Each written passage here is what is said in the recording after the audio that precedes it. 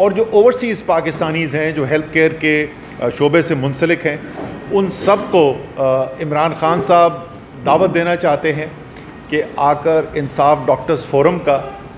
ये हिस्सा बने। वैसे मुदीर आपको इसका नाम भी रिविज़िट करना चाहिए, इसका नाम इंसाफ हेल्थ केयर फोरम बना देना चाहिए instead of just doctors forum. तो इंसाफ डॉक्टर्स फोरम क्या तरीक़ेकार है जी,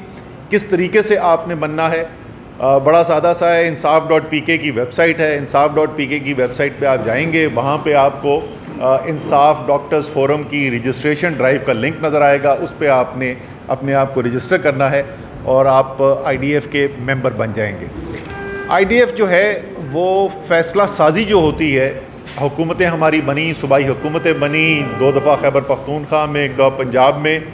या अब उसको 2 दफ़ा शुमार करना चाहिए क्योंकि बीच में कुछ महीनों के लिए हमज़ा भी आए थे,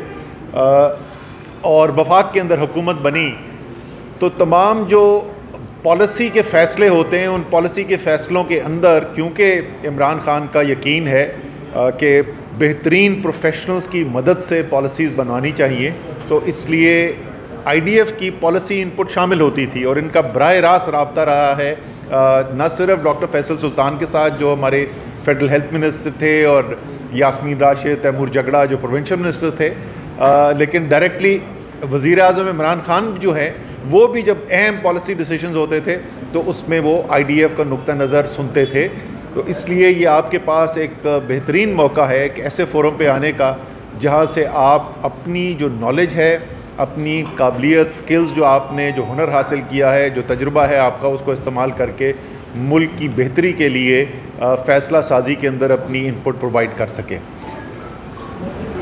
और ये किस वक्त पे आपको ये दावत दी जा रही है, खुसूसी दावत आज ये और ज़्यादा अहम क्यों है?